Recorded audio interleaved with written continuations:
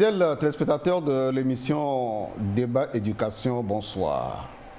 Michael Jean, l'ancienne secrétaire générale de la francophonie, déclarait en 2018 lors de la conférence pour la mobilisation des fonds pour le partenariat mondial pour l'éducation, je cite, « Quand on investit dans l'éducation de la fille, cela a des effets multiplicateurs, aussi bien sur la fille, sur la famille et sur la communauté, pour ne pas dire sur le pays. » Quels sont ces effets multiplicateurs? C'est de tout cela que nous allons parler au cours de cette émission avec mes invités que je vous présenterai après le jingle.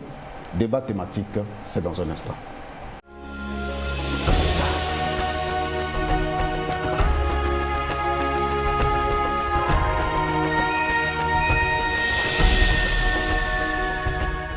Je le disais tantôt, investir dans l'éducation de la fille et de la femme, cela a des effets multiplicateurs. Pour en parler, j'ai deux invités à mes côtés. De ma gauche vers ma droite, mademoiselle Anoukore Afi Prudence. Elle est élève au lycée Montien en classe de terminale D. Mademoiselle, bonsoir. Bonsoir, monsieur, merci. À ma droite, Madame Tomno Emilienne, épouse Kabissa. Elle est professeure d'histoire-géographie au lycée Agoué-Est. Madame, bonsoir. Bonsoir, monsieur. Alors, comme je l'ai annoncé, nous allons explorer les effets, les impacts de l'éducation de la fille et de la femme. Alors, quand on dit qu'une fille a réussi, qu'est-ce que cela signifie pour vous? Pour moi, une fille qui a réussi, c'est d'abord une fille qui a des visions et qui a pu vraiment accomplir tout ce qu'elle a désiré comme vision. Par exemple, si je prends mon cas, moi j'ai toujours voulu fréquenter jusqu'à atteindre la classe de... Pas jusqu'à atteindre, mais dépasser.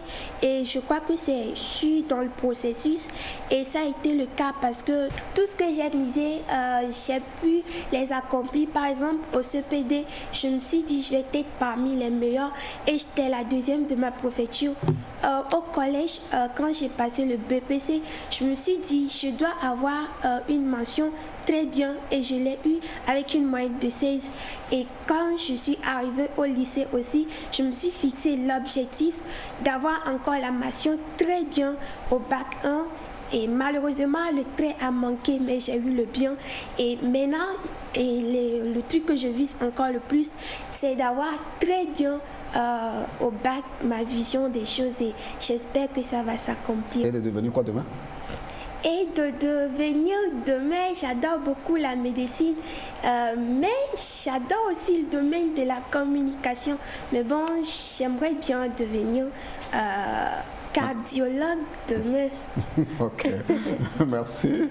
Alors, madame, pour vous, une femme qui a réussi, alors comme parce que vous avez déjà franchi le cap de la fille, vous êtes épouse aujourd'hui et professeur d'histoire-géographie, vous avez fait l'école normale supérieure de Tapamé. Alors, pour vous, une femme qui a réussi, qu'est-ce que cela signifie pour vous? Pour moi, une femme qui a réussi, c'est une femme qui, depuis le bas âge, en tant qu'écolière, s'est fixé des objectifs, qui a eu des visions et qui s'est donnée au travail pour pouvoir réaliser ses rêves qu'elle s'est fixés. Donc, c'est une femme financièrement autonome, indépendante et qui est au service de sa société, qui contribue au développement de son pays et de sa communauté.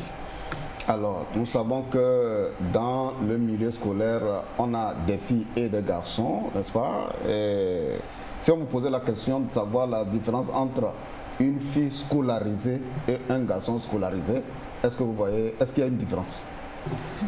Selon moi, on ne peut pas parler de différence du moment où les deux, au début, ont eu la même chance d'être éduqués. Si vraiment la fille comme le garçon a eu la chance d'être scolarisée depuis la classe de CP je ne vois pas pourquoi mettre la différence entre les deux. Les deux sont capables de pouvoir accomplir dans l'avenir des postes de responsabilité. Mademoiselle Afi Prudence, alors pour vous, vous êtes encore sur les bancs. Et s'il plaît à Dieu, vous allez à l'université à la rentrée universitaire prochaine, puisque vous venez de passer le baccalauréat et vous attendez impatiemment, avec assurance d'ailleurs, tel que vous le dites, de franchir ce cap. Pour vous, est-ce qu'il y a une différence entre un garçon scolarisé et une fille scolarisée? Évidemment qu'il n'y a pas de différence.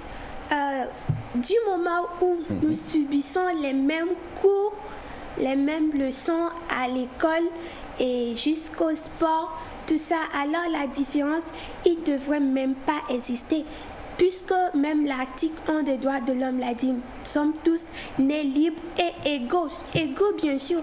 Alors, je ne vois pas où peut exister cette différence entre le garçon scolarisé et la fille scolarisée. Alors, fidèles téléspectateurs, nous sommes en train d'explorer avec mes deux invités les retombées de l'investissement dans l'éducation de la fille et de la femme. Elles l'ont dit tout à l'heure, les filles et les garçons, de toute façon, l'État a fait en sorte que ce soit la fille ou le garçon qui accède à l'école togolaise, tous ont les mêmes droits, ils ont les mêmes apprentissages et donc il n'y a pas de différence entre une fille scolarisée et un garçon scolarisé. Alors, pour que la vision de la fille ou de la femme s'accomplisse, eh bien, le premier foyer d'éducation, n'est-ce pas, c'est naturellement la famille. Alors, nous allons rentrer un peu dans le secret de vos familles pour voir les atouts qui vous ont permis d'être au niveau où vous êtes aujourd'hui. Je commence par mademoiselle. Merci. Les atouts au niveau de ma famille sont innombrables parce que depuis le début, bon, je dirais que je n'ai pas fait le CI, mais ça m'a aussi avantagé parce que mon papa est enseignant, donc j'ai appris très tôt à lire. Et aussi quand on va à l'école et qu'on fait un cours, quand je reviens à la maison, je reprends le cours. J'avais un répétiteur que je payais même pas et qui m'aidait vraiment à bien m'en sortir. Ça c'était au primaire, ça? Oui, ça c'était au primaire. Maintenant, arrivé au collège, il faut dire aussi que le cours primaire, c'est vraiment la base et je tiens vraiment à féliciter les enseignants du primaire parce que c'est vraiment la base. Quand on fait cette base, c'est un peu difficile à se rattraper quand on monte au collège et c'est pas pour me vanter, mais bon, je dirais que ma base au cours primaire, ça s'est bien fondé, ce qui m'a permis que quand j'ai accédé au collège, même si mon papa n'était plus là au collège pour m'aider, j'avais déjà acquis une certaine autonomie à moi-même, à apprendre tout ça, donc ça m'a beaucoup aidé. Et aussi l'apport de mon grand frère qui est toujours là à me soutenir.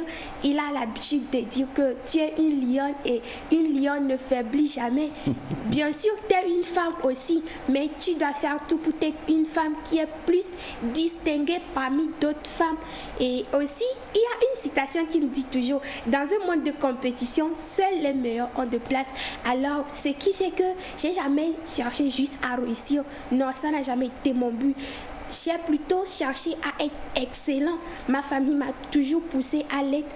Et du côté de la maman aussi, qui chaque temps m'envoie au marché.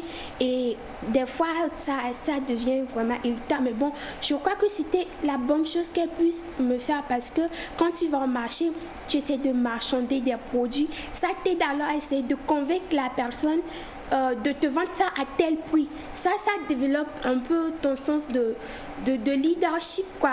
Tu essaies de persuader la personne, non, tu me vends ça à tel prix, tel prix. Et l'entourage aussi, il faut savoir bien s'entourer. Il faut dire que j'ai été bien entourée, très bien entourée. Et aussi, je suis un peu socialement sélectif parce que vous le voulez, excusez-moi, ou pas, ceux qui vous entourent agissent beaucoup sur vous. Alors, il faut aussi être bien entouré. À part la famille, il y a les amis que je sais bien choisir pour pouvoir m'aider à booster mes capacités. Voilà. Fidèles téléspectateurs, j'espère que vous avez bien saisi tous les atouts qui ont permis à mademoiselle Prudence qui vient de Ngontien. Elle vient du Ngontien, elle fait le lycée Ngontien, c'est ça? Oui. Voilà. Elle a dit, hein, vraiment, les atouts au niveau familial sont déterminants pour pousser la fille à s'élever, à accomplir véritablement sa mission. Et je crois que tous les parents qui nous suivent doivent véritablement comprendre qu'ils ont une mission délicate, mais si noble vis-à-vis de leurs enfants, filles comme garçons. Voilà, mais particulièrement pour la fille. Madame, vous travaillez déjà, vos souvenirs, dites-nous un peu comment votre famille vous a soutenu pour arriver là où vous êtes aujourd'hui. Merci, monsieur. Pour moi, pour la famille, celle qui m'a vraiment supportée, je vais parler de ma mère, de ma maman, puisqu'elle n'a pas eu la chance d'être scolarisée.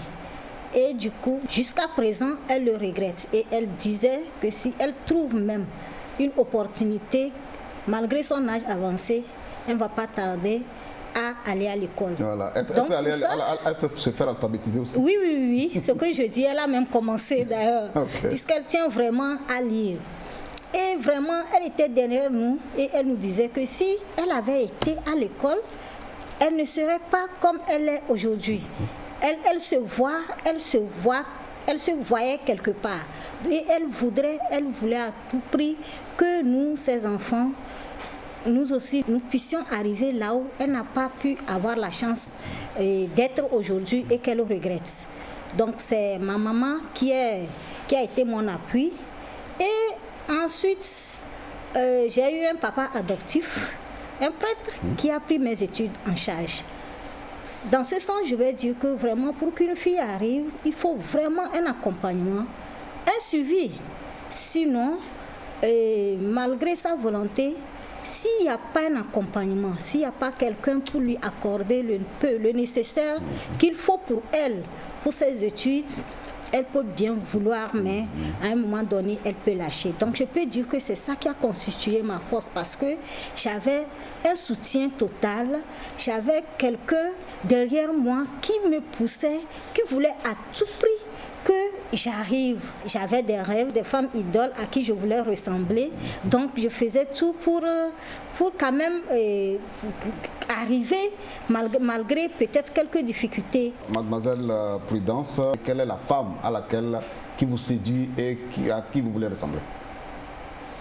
À l'école, la femme qui me séduit beaucoup et j'aimerais ressembler, c'était la directrice adjointe dans mon école au collège. Quand j'étais au collège, c'est une femme vraiment battante, Madame Mochikou. C'est une dame vraiment, elle a le charisme. C'était notre professeur d'SVT. Le charisme, elle a cette dame. Et j'apprécie bien sa façon aussi de dispenser le cours. Elle ne fait pas le cours comme avec laxisme. Elle y tient beaucoup. Elle fait son travail avec rigueur, avec passion. Et pour moi, c'est vraiment la femme que j'aimerais ressembler. Ok. Et au niveau du pays, au niveau du Togo, quelle est la femme à laquelle vous voulez ressembler? Au niveau du Togo, la question, ce serait un peu difficile à répondre parce que tout le monde aimerait ressembler à une personne réussie, une personne qui a acquis une certaine influence dans la société. Je pourrais même parler de notre nouveau gouvernement là, où il y a une première ministre. Je pourrais dire j'aimerais la ressembler. Voilà. Peut-être que je ne sais pas encore trop de choses sur elle, mais bon, je pourrais dire j'aimerais la ressembler. Pourquoi? Parce que déjà j'apprécie cette confiance que le président lui a fait. Oui, cette confiance que le président lui a fait, et je suppose que cette confiance c'est dû à son ardeur dans le travail. Naturellement, tu as tout dit. Tu as tout dit. Pour que la femme puisse avoir une ascension, eh bien, c'est dans le travail, rien que le travail. Comme dit l'adage, c'est le travail qui fait l'homme. Et si tu travailles très bien, eh bien, tu tapes dans l'œil de ta hiérarchie et elle peut facilement faire ta promotion. Alors, dans le cadre toujours de cette émission, nous avons tendu le micro à certaines personnes pour nous dire un peu atouts que l'État a mis à la disposition de tous les élèves d'une manière générale, filles comme garçons, mais particulièrement des filles, quels sont les verrous que l'État a pu sauter pour pouvoir permettre aux filles d'accéder à leur droit à l'éducation? Nous allons écouter certains d'entre eux. Beaucoup d'efforts sont faits. À l'école primaire, la parité, les filles dépassent les garçons. Mais au fur et à mesure qu'on passe en classe supérieure, le nombre de filles diminue. On se pose la question, où passent ces filles-là? Au secondaire, la parité est plus ou moins 50-50. Mais au fur et à mesure qu'on va en 4e, 3e, aller au lycée, le nombre de filles chute considérablement. Le ministère de l'Éducation, dans sa recherche pour pallier à ce problème, a fait des réformes. Les réformes pour prendre en compte les questions spécifiques au genre. L'une des réformes, c'est la révision des curricula. Et dans cette révision, on a tenu compte des questions émergentes, telles que les questions sur les grossesses, les questions sur les violences sexuelles, les questions sur l'éducation à la sexualité, les questions comme l'éducation inclusive pour permettre aux filles d'aller aussi le moins que possible ou bien de rester dans le système aussi longtemps que possible. Vous voyez, depuis 2008-2009, le gouvernement a pris des initiatives pour la gratuité à l'école primaire et l'aménagement de l'écolage des frais scolaires au secondaire. Les filles payent moins que les garçons. À l'école primaire, c'est carrément, il n'y a pas d'écolage. Tout ceci pour pallier à certaines difficultés que les filles pouvaient rencontrer au cours de leur scolarité. De nos jours, la réussite des filles est un facteur qui tient à cœur tous les acteurs du système éducatif, au point que depuis la classe et jusqu'au sommet de l'État, à tous les niveaux, chacun joue sa partition pour qu'on puisse avoir un résultat acceptable aussi bien chez les filles que les garçons. Dans les groupes de travail, les filles sont impliquées et d'une manière générale, ils devraient prendre la parole aussi bien que les garçons et faire en sorte que dans la répartition des tâches, qu'on ne minimise pas le rôle de la fille au sein de la classe. Nous avons toujours souhaité que les filles soient majors et tout ce qui est de responsabilité, des postes de responsabilité dans nos classes, on puisse aussi les intégrer et les encourager à prendre le devant pour beaucoup de choses. Au niveau de nos familles aussi, nous ne devons pas oublier que les répartitions des tâches vont jusqu'à la maison. Parfois, les filles sont trop surchargées à la maison. Nous faisons généralement des sensibilisations auprès des parents pour qu'on puisse alléger les travaux ménagers pour les filles et répartir ça équitablement avec les garçons. En ce qui concerne aussi les moyens pour que la fille puisse travailler à l'école, donner les mêmes moyens.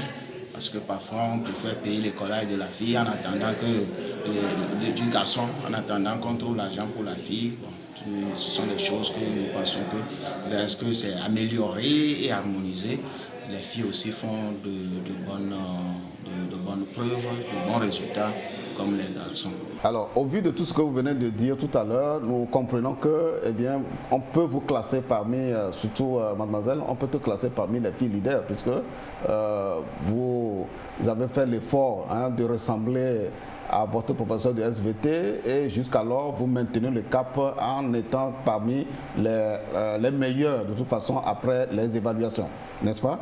Alors, est-ce que ça a été aussi facile, surtout à l'école? Sachant que dans le milieu scolaire, en tant que fille, vous êtes défiée par les garçons et vous êtes défiée aussi par certains professeurs, oui, ça arrive, n'est-ce pas? Oui. Quelles sont les difficultés que vous traversez de temps en temps et que vous essayez de contourner? Oui, si, c'est pas du tout facile, faut l'admettre. C'est pas du tout facile par rapport aux garçons qui tout le temps te sous-estiment parce que on dit.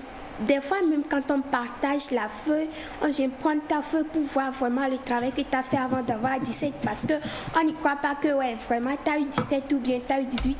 Donc, on veut vraiment savoir si ouais, cette note que tu as, est-ce que tu l'as vraiment mérité. Donc, c'était ça depuis toute petite. Quand j'étais petite, même quand on faisait les évaluations, par exemple au CPD, que j'occupais la première place, il y avait des garçons qui m'harcelaient carrément et pour me dire la prochaine fois, ce sera moi. Mais ça n'a jamais été, ça a toujours été moi.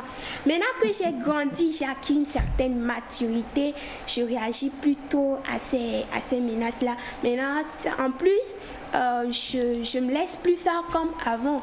Donc, quand la personne veut prendre la feuille, je ne vais pas refuser parce que si tu refuses, ce sera comme si tu avais quelque chose à cacher. Donc, je donne la feuille à la personne. La personne le voit et puis elle-même, elle est convaincue. Et aussi, il faut savoir que les profs aussi, c'est vrai, l'école, c'est comme une deuxième famille pour nous. Quand on quitte la maison, on va à l'école, c'est eux, nos parents, là-bas. Donc, il n'y a pas tellement de problèmes, à part que la confiance, on aimerait avoir plus de confiance de leur part en tant que fille, qu'ils croient en nous que oui, quand une personne peut avoir par exemple 16 de moyenne en physique, que c'est une fille. Pas qu'il sait tout le temps l'idée que ça doit être un garçon qui doit avoir 17 en mathématiques. Tout ça, on a vraiment besoin de la confiance de leur part. Alors, quelles sont les matières dans lesquelles tu excelles le mieux? Comme tu es en série scientifique, série D.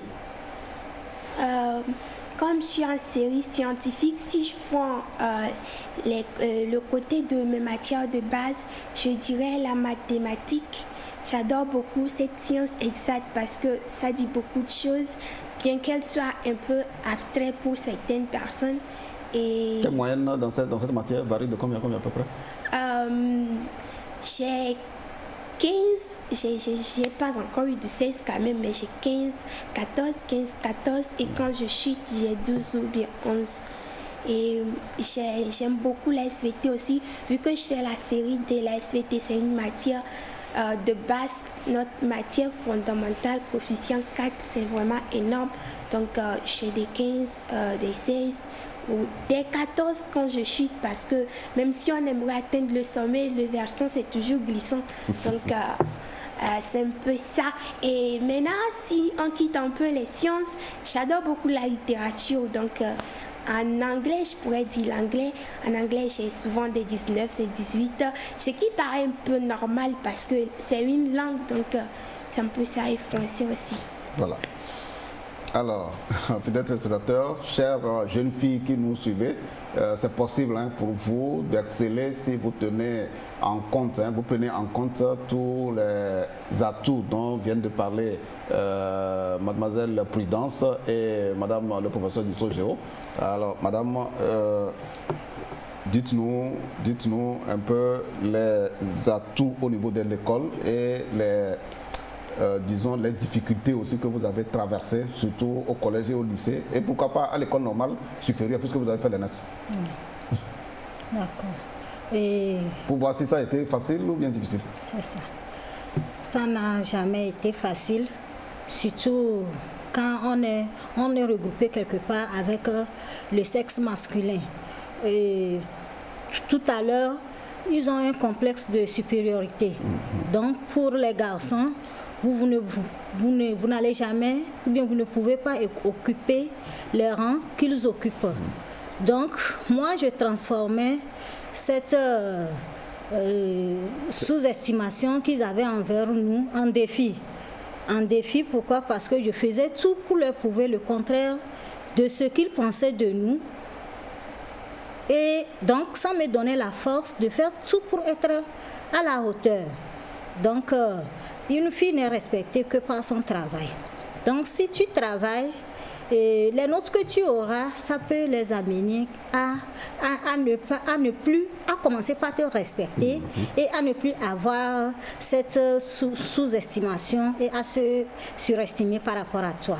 Donc c'est les difficultés que nous avons eues tout au long de notre parcours, que ce soit au collège, au lycée, même au campus, ou bien à l'école normale. Souvent dans les groupes de travail, au début, quand vous vous retrouvez, ils ne veulent pas que vous preniez parole. Pour eux, ce que tu vas dire, ça ne va pas, c'est rien.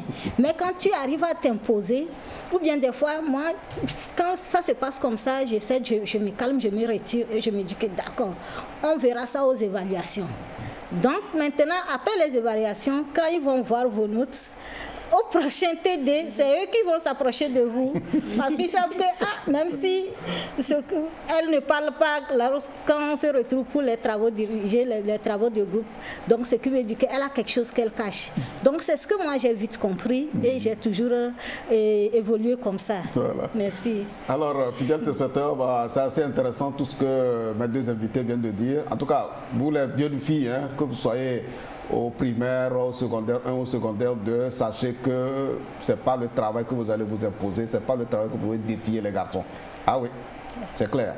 Elles ont fait l'expérience, elles sont en train de partager leurs expériences avec vous pour que vous compreniez que c'est possible pour vous de franchir ces obstacles et même de les contourner si possible à des moments pour que vous puissiez vous imposer et atteindre votre vision. Alors, nous l'avons dit depuis le début de cette émission que c'est les effets multiplicateurs de l'éducation de la fille et de la femme. C'est le sujet au centre de cette émission. Nous avons tendu aussi le micro à certaines personnes qui se sont prononcées sur le sujet. On va les écouter et nous revenons tout à l'heure dans ce débat. L'éducation des filles a un effet multiplicateur parce que, comme on le dit souvent, éduquer une fille, c'est éduquer une nation. Éduquer une fille apporte une plus-value. Parce que d'abord sur le plan éducation, ça permet aux femmes éduquées d'envoyer tous leurs enfants à l'école. Ça permet aussi d'atteindre un objectif, la scolarisation universelle de tous les enfants. C'est un aspect important. Une femme éduquée atteint facilement l'autonomie. Ça permet à la femme d'améliorer les revenus de la famille, d'apporter les petits soins aux enfants, les femmes éduquées. Une femme éduquée, ça permet aussi d'améliorer le bien-être de la famille. Une femme éduquée, ça permet d'agir sur les leviers de développement parce que les femmes aujourd'hui sont actrices de développement. Donc, éduquer une femme, c'est pratiquement permettre le développement du pays. Et les effets pour la société et la famille sont nombreux. Nous pensons que des femmes modèles au niveau de l'éducation dans nos différentes contrées les plus éloignées seraient un exemple à suivre. Et donc, par exemple, à CKC, en ville notamment, à l'école centrale de Saint-Cassé, nous avons sur 4 groupes scolaires, sur le même site, nous avons 3 femmes directrices. C'est déjà un exemple pour motiver les filles à aller à l'école et pour pouvoir prendre en charge et participer activement au développement du pays. Nous avons aussi, cette fois-ci, au niveau du gouvernement, la promotion des femmes. Nous avons vu au moins 10 à 11 femmes sont ministres, avec comme premier responsable du gouvernement Madame la Première ministre. C'est déjà des exemples pour motiver les femmes, les filles notamment à l'école. Une fille leader, c'est une fille modèle en termes de comportement. Celle qui incarne un comportement et qui peut entraîner ses pairs vers l'adoption d'un comportement recherché ou souhaité, et sur tous les plans.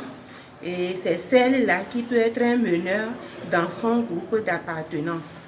Dans mon organisation, nous avons eu à encadrer des jeunes filles dans le domaine de la formation professionnelle et nous avons identifié certaines parmi elles qui ont des comportements exemplaires, qui aussi ont réussi dans leur filière et aujourd'hui qu'on peut présenter comme des modèles de filles leaders qui ont réussi dans leur domaine et qui sont capables de pousser ou d'accompagner leurs pairs dans la réussite dans le domaine de la formation professionnelle. Nous allons aborder un autre volet, la fille leader. La fille leader, on la reconnaît à quoi, selon vous, Prudence? Merci. La fille leader, elle a tout un palmarès de qualités par laquelle on la reconnaît. D'abord, elle est excellente. La fille leader, elle est excellente. Dans les performances scolaires? Pas seulement dans les performances scolaires. En termes d'attitude aussi, de comportement. Oui, en termes d'attitude, certaines personnes ont l'habitude de commencer par prendre de grandes erreurs quand elles pensent que, bon, c'est toujours moi qui ai 17 en classe, donc elles commencent pas à essayer de piétiner certaines personnes. Non, la fille leader n'est pas comme ça. J'aime bien le dire, la fille leader, elle est fière, pas égoïste. Donc, elle est d'abord excellente et elle s'impose aussi. Elle s'impose parce que quand tu es une personne leader, une fille leader, quand tu es dans un groupe et qu'il y a du désordre dedans, qu'il n'y a pas une personne qui essaie de mettre de l'ordre, tu te choisis, pas par arrogance, mais parce que ce qui se fait là-bas, tu vois que ça n'aboutira à rien. Il faudrait une personne qui soit au devant pour mener les choses. Donc tu te choisis, tu dis ça, on va faire ça comme ça, on fait ça comme ça. Donc la fille leader, elle prend des décisions, elle s'impose, elle se montre par son excellence, son charisme aussi, parce que ma maman a l'habitude de le dire, c'est la mine avec laquelle tu es allé au commissariat, c'est cette chiffre on va te donner. Donc la fille leader, c'est une personne qui est tellement charismatique. Je dis pas que c'est une personne genre qui va frapper tout le monde, mais bon, elle a tellement de charisme qu'il y a certaines attitudes qu'elle va pas accepter qu'une personne, par exemple, qu'une personne agisse pas bien avec elle. Donc, elle a une certaine charisme, elle est excellente, elle s'exprime aussi parce que la fille leader, c'est une personne qui dit ses pensées, les bonnes pensées bien sûr, et aussi une personne qui réalise, une personne qui est modèle dans sa communauté. Et je prends des initiatives, c'est ça être leader, c'est prendre des initiatives. Par exemple, quand au début de l'année, j'ai constaté que j'avais quelques amis qui ne sont plus venus et je croyais que c'était les vacances qui se prolongeaient, mais à une semaine de la rentrée, je me suis rendu compte qu'elle était plutôt enceinte. Alors, j'étais allée à la radio Novici, qui est la radio locale à Ngochi. Oui, je suis allée voir le directeur personnellement. J'ai discuté avec lui si on pourrait faire une émission avec les jeunes pour pouvoir sensibiliser un peu ces amis-là. Parce que c'est vrai, on parle de la question. Ce sera pas, je savais bien que ce ne serait pas moi qui vais commencer. Parce que tout le monde fait ça, on en parle. Mais pourquoi ça continue si on en parle? Peut-être que c'est parce que si ça se disait par des personnes comme elle, des élèves, tout simplement des filles comme elle, peut-être qu'elles vont se rendre compte qu'on vit la même situation, mais quand même, nous aussi, on ne va pas finir comme ça. Donc, qu'on agisse nous-mêmes en tant que jeunes, que nous sommes pour voir ce que ça va donner. Le directeur, et il avait approuvé l'idée. On a fait l'émission et je dirais que ça a impacté positivement. Et ce jour-là, on recevait beaucoup d'appels de nos amis qui appelaient pour poser des questions, pour s'éclaircir sur cette question, beaucoup de choses. Donc je dirais que ça, la fille leader prend des initiatives. Elle n'est pas spectatrice des fléaux de sa société. Elle agit. Elle agit. Elle n'est pas seulement là pour dire que ça ne va pas. Si ça ne va pas, comment faire pour la changer? Elle est là pour ça. Alors, comme tu as parlé des filles en grossesse, je voulais rentrer un peu dans ton intimité pour voir est-ce que les garçons te font la cour? Et comment tu réagis à ça? C'est une question un peu drôle, mais bon. En fait, c'est tout ce qu'il y a de naturel qu'un garçon fasse la cour à une fille. Oui, ça on est tous d'accord. Oui, et quand ça arrive que les garçons ne te font pas la cour, tu vas te demander qu'est-ce que j'ai, ou bien, oui, toi tu as quoi et puis les garçons ne te font pas la cour. Alors moi je trouve ça tellement naturel que ça me fait plus rien. Parce que si les garçons ne te faisaient pas la cour, tu vas te sentir anormal. Alors si les garçons me font la cour, ça me fait sentir que ouais, vraiment je suis humaine, que les choses fonctionnent bien chez moi. Mais est-ce que ça veut dire qu'il faut accepter? Bien sûr que non. Quand vous avez des visions, il faut savoir, je dirais pas des sacrifices vu que c'est même pas encore le moment pour être en relation, mais il faut savoir bien faire les choses. Il faut avoir un plan de vie. Est-ce que si j'avais dit je fais la médecine, si je vais faire la médecine ou en moyenne les études c'est à 7 ans et que je me mets dans une relation maintenant, où est-ce que ça me mène? c'est un peu ça les choses. Il faut aussi essayer de calculer un peu les choses. La vie, c'est des calculs. Hein. Donc, il faut essayer de calculer un peu les choses. En plus, une relation, moi, je pense que c'est tellement compliqué que c'est réservé pour les adultes. Et moi, je suis encore une enfant parce que je n'ai pas encore 18 ans. J'estime que je suis encore une enfant. Donc, je ne pourrais pas prendre toutes ces responsabilités que cela inclut. Alors, même si les garçons me font la cour, ce n'est pas une raison d'accepter. C'est pas une raison d'accepter. Merci. Alors, chère jeune fille, si j'ai un conseil à vous donner, faites comme Prudence. Si vous avez une vision, vous voulez réussir dans la vie, ce n'est pas le moment de céder au harcèlement et de céder à tous les garçons qui vous approchent. Faites en sorte que vous puissiez aboutir à faire aboutir votre vision, et c'est ça qui est le plus important. C'est le seul conseil que je peux vous donner en suivant ce que mademoiselle Prudence pratique au jour le jour, puisque elle aussi, elle est harcelée comme vous. Et pourquoi vous vous cédez, vous tombez grosse plus tôt que prévu. Et donc, prenez garde. Alors, madame, on est à vous maintenant. Une femme leader, à quoi on la reconnaît? Une femme leader, c'est une femme autonome et non autoritaire. C'est une femme qui s'affiche, qui s'affirme par son travail. C'est une femme qui est un exemple pour sa société. D'abord, dans sa localité. Tout le monde voudrait la ressembler. Par son travail, par son comportement. Elle est un exemple à qui toute autre fille ou bien toute autre femme rêverait être. Donc c'est une femme qui prend des initiatives, qui pose des actes.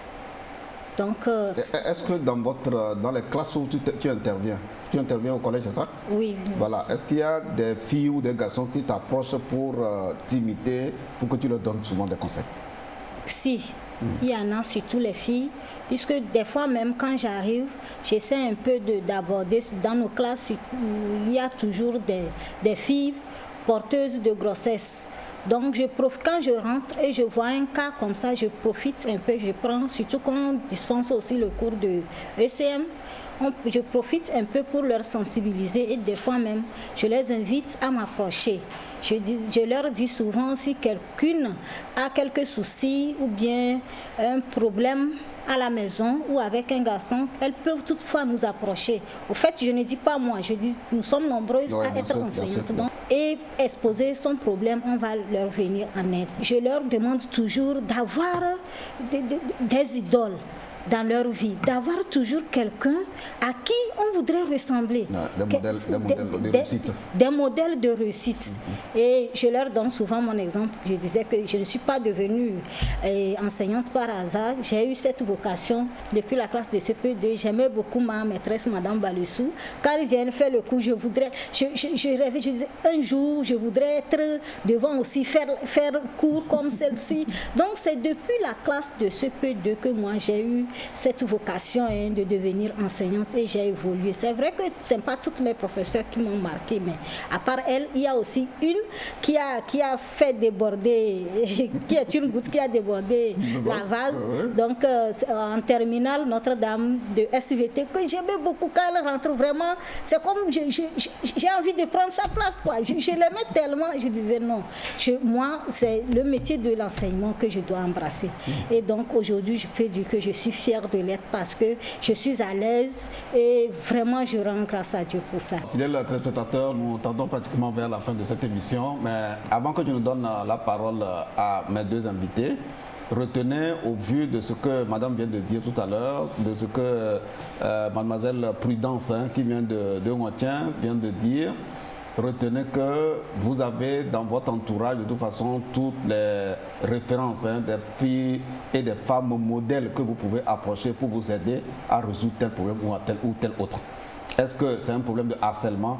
Vous avez des hommes et femmes de toute façon qui peuvent vous aider à contourner cette difficulté, à gérer ces genres de situations avant même que pour que vous ne tombiez pas de toute façon dans les travers de la vie. il est possible pour vous, en tant que fille, de réussir au même titre que madame, qui est aujourd'hui professeure, pour avoir fait tout le parcours avec tous les atouts qui lui ont permis d'être au niveau où elle est aujourd'hui. Mademoiselle Prudence l'a dit aussi, il y a tous les atouts au début, la cellule familiale, en passant même par les structures scolaires, primaire, secondaire 1, secondaire 2. Aujourd'hui, elle fait partie des meilleures. Et donc, l'objectif de cette émission, de ce numéro, c'est vous dire que quand on investit dans l'éducation de la fille et de la femme, eh bien, il y a des effets multiplicateurs. Les effets multiplicateurs, c'est que vous servez d'abord de modèle aux autres. Vous-même, vous êtes fier. C'est un effet. Vous êtes fier en tant que fille. Vous êtes fier en tant que femme. Et si nous réussissons ce pari, nous sommes convaincus que toutes les filles peuvent réussir. N'est-ce pas? Nous connaissons aussi les aléas de la vie. Voilà, les effets des portables, par exemple, les effets les influences des médias. On connaît tout ça.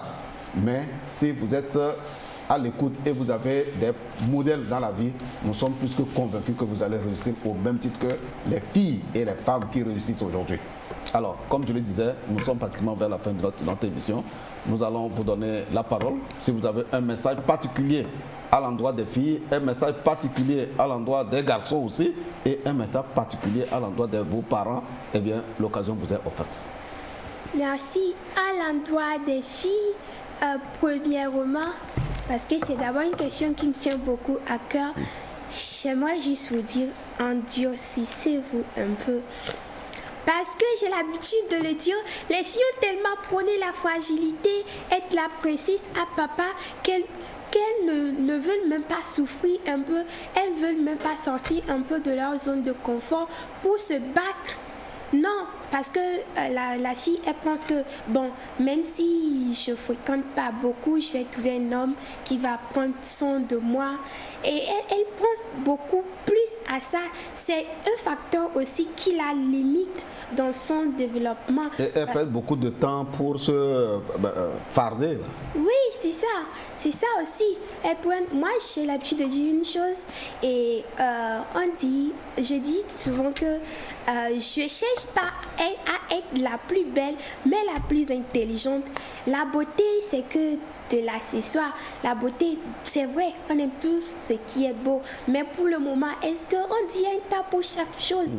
Est-ce que j'ai besoin de me mettre 1 kilo de poudre au visage avant d'aller au cours de 6 heures, avant d'aller à mon cours? Non. Peut-être c'est quand j'aurai un boulot, je vais vouloir aller au boulot, je vais vouloir me faire belle. Mais pour le moment, ce n'est pas encore l'essentiel. Il y a un temps pour chaque chose. Alors, il faut savoir faire ce qui est à faire à un temps donné, à ce temps donné. Donc, aux filles, j'aimerais beaucoup qu'elles puissent faire le programme de leur vie. Essayer de faire un plan de vie. Parce que si tu as vraiment un plan à suivre pour atteindre un objectif, tu ne vas pas te détourner. Peut-être tu vas changer la méthode d'y parvenir. Mais bon, l'objectif, ça restera toujours inchangeable. Maintenant, à l'endroit des parents, j'aimerais dire, au fait, on a des rêves, on veut accomplir des choses, mais il y a aussi des facteurs venant des parents qui nous limitent un peu. Imaginez une fille qui a son bac et par exemple, j'aime beaucoup plus prendre la médecine. Pourquoi? Parce que c'est un domaine qui est assez long, qui nécessite de l'argent aussi et que les parents disent qu'ils n'ont pas les moyens. Donc, vu que tu as eu ton bac, si tu deviens... tu peux commencer par travailler dans un microfinance ou bien devenir enseignant. Je dis c'est bien, mais chacun avec sa vocation. Si cette personne n'est pas, par exemple, appelée à devenir enseignante et que, vu que les parents ne peuvent plus l'envoyer plus loin, elle devient enseignante, qu'est-ce que cette personne va pouvoir enseigner aux élèves? Et la dame sur le plateau l'a dit que c'était depuis toute petite qu'elle voulait devenir enseignante. C'était pas quand elle a grandi, elle trouvait pas ce qu'elle va faire, ou bien c'était pas parce qu'elle était limitée. Elle n'a pas devenu enseignante par hasard. Non, donc c'est ça.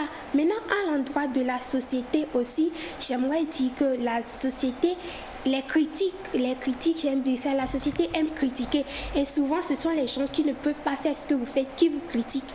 Alors, aussi, c'est pourquoi je reviens toujours à la question de la jeune fille, parce que mon destin, ça m'appartient. Peu importe comment la société me critique, c'est moi qui sais ce que je fais.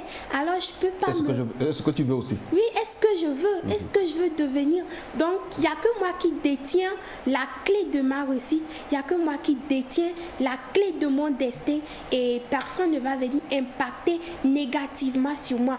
Et à l'endroit de l'État, si j'aimerais dire un tout petit quelque chose, j'ai remarqué que, par exemple, là où moi je vis à Ngotié, les initiatives à l'endroit de la jeune fille ne sont pas tellement prises dans ces endroits un peu reculés de la ville. Tout est concentré à Lomé. J'ai l'impression que tout est concentré à la capitale, ici à Lomé, que ces filles n'ont pas vraiment l'information qu'il faut. Par exemple, tu vas demander à une fille, bon, qu'est-ce qu'un mentor? Elle ne va pas pouvoir te répondre. C'est encore quoi ce mot? Alors je crois que c'est ces initiatives qui sont prises pour conscientiser la jeune fille, lui trouver des modèles, tout ça. Dans les zones rurales, on remarque encore plus de grossesses là-bas. Si ces jeunes filles avaient des personnes qu'elles prenaient pour exemple, si elles suivaient ces genres de trucs qui s'organisent un peu chez elles. Des sensibilisations à leur endroit. Oui, des sensibilisations. Ça pourrait beaucoup les aider. Donc, d'essayer de décentraliser un peu les choses pour qu'elles se conscientisent aussi vite et aussi de savoir utiliser les réseaux sociaux. Parce que moi, j'ai pas eu vraiment à bénéficier de ces initiatives, mais j'ai l'appareil de ma maman, je vais sur Google, je vois des informations. Il faut savoir aussi qu'il faut bien s'entourer, j'aime toujours le dire. Il y a des personnes aussi matures qui m'aident beaucoup. Je pourrais même parler de Monsieur Marcel Toy, qui est un exemple à suivre pour moi. Oui, c'est ça, il faut savoir bien s'entourer parce que, j'aime toujours le dire, l'entourage, ça compte beaucoup. Et Monsieur Marcel Toy, qui toujours est une personne qui est là pour me motiver, qui motive d'ailleurs la jeunesse togolaise parce qu'il fait un grand boulot au niveau de l'orientation scolaire aussi, qui est vraiment primordial dans le cursus scolaire. Donc, j'ai beaucoup de choses. Merci beaucoup. Alors, madame, votre dernier mot? Merci. Et mon dernier mot, c'est que j'exhorte toutes les filles qui sont encore sur les bancs d'études à se donner totalement aux études. Et comme nous l'avons déjà dit, avoir un modèle à qui on voudrait ressembler dans le futur. La place, votre bonheur ne se trouve pas aux côtés d'un homme qui peut peut-être vous promettre ciel et terre. Non, votre bonheur plutôt dans le futur se trouve dans l'effort que vous aurez fourni lors de vos études et des objectifs que vous vous êtes fixés et que vous cherchez à atteindre. D'ailleurs, on peut dire que la femme est en promotion dans notre pays. Quand je prends l'exemple de notre nouveau gouvernement, et je vais citer Madame Aziablé Maounion, qui, excusez-moi, je peux dire qu'elle est la Benjamine du gouvernement. À l'âge de 29 ans, elle est nommée ministre. Je ne pense pas que cette dame, cette jeune fille, a rêver être ministre à l'âge de 29 ans, elle pouvait rêver, mais juste à cet âge, je ne pense pas. Mais qui sait si la prochaine ministre ou bien le prochain premier ministre aura l'âge de 25 ans. Et qui sait, ça peut être toi, ma soeur. Donc, qui aujourd'hui s'est décidé, s'est fixé des objectifs et qui s'affirme par son travail et par sa détermination. Tout à fait. Donc, je supplie vraiment les parents à suivre leurs filles si vraiment ils veulent que demain ces filles fassent leur honneur et leur fierté. Prudence, merci. Merci à vous D'avoir participé vraiment à cette émission. Tu as partagé avec nous de très bonnes choses et cela va motiver beaucoup de filles à faire comme toi. Merci à vous. Madame, merci à vous aussi d'avoir accepté de venir dans cette édition pour partager aussi vos expériences et donner des conseils à vos petites sœurs. Ça vous fidèles téléspectateurs, nous sommes arrivés à la fin donc, de ce débat qui a porté sur les effets multiplicateurs quand on investit dans l'éducation de la fille et de la femme. Tout est dit. Nous n'allons plus redire des choses ici. Mademoiselle Prudence m'a cité. Et en fait, moi, je ne la connaissais pas. Je l'ai découvert dans un groupe de sketch où, de tous les acteurs de ce groupe de sketch, elle est la seule qui m'a impacté par sa maîtrise de la langue et la manière dont elle rendait la chose. Voilà comment je l'ai découvert. Et depuis ce jour, j'essaie dans la mesure du possible de changer beaucoup de choses, d'informations avec elle et de l'accompagner à atteindre sa vision. Donc c'est cette petite contribution que j'essaie d'apporter à elle, à distance, bien entendu. Et aujourd'hui, on lui donne l'occasion d'être sur le plateau pour partager toutes ces expériences avec vous. Donc, chers élèves, filles surtout, eh bien, la porte est ouverte, toutes les chances vous sont offertes et toutes les possibilités sont devant vous pour que vous puissiez prendre en compte tous les conseils qu'on vous donne, aussi bien de la part de vos pairs, de la part de vos parents, de la part des enseignants et de toute personne soucieuse de votre bien-être. Eh bien, soyez à l'écoute et vous ne pouvez que réussir.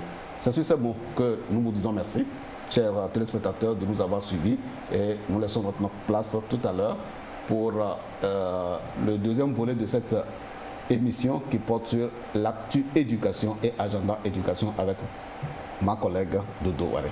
Sur ce, je vous dis au revoir et à la semaine prochaine.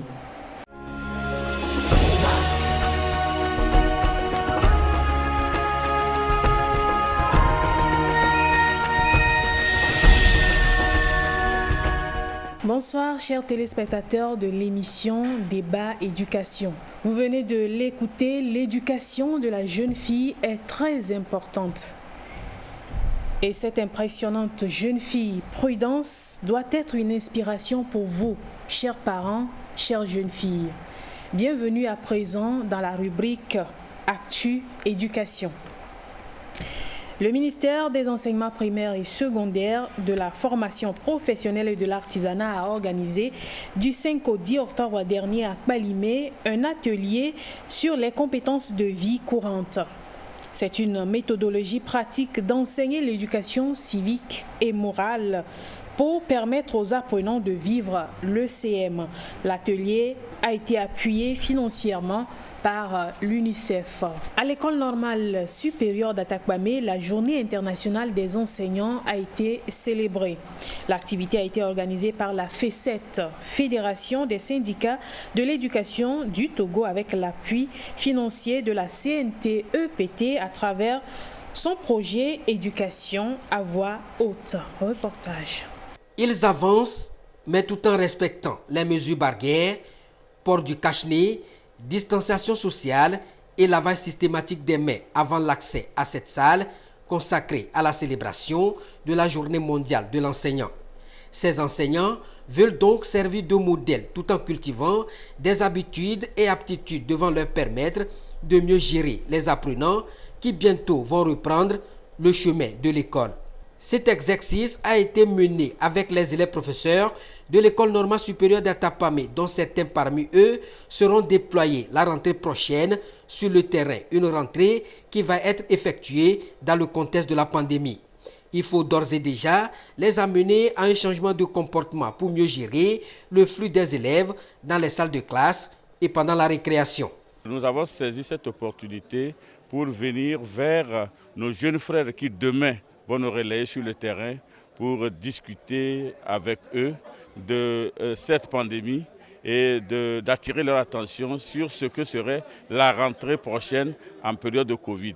Nous l'avons choisi ici parce que nous disons qu'ils sont pour certains en fin de leur études et d'ici la rentrée prochaine, certains pourraient se retrouver dans les établissements. L'utilité, c'est pouvoir permettre aux enseignants que nous sommes de nous armer de dispositifs qui nous permettent de mieux gérer le flux des élèves qui vont rentrer au début de cette année scolaire dans les établissements, au niveau de la cour de l'école, dans les salles de classe, pour éviter qu'ils se contaminent et qu'ils contaminent les autres.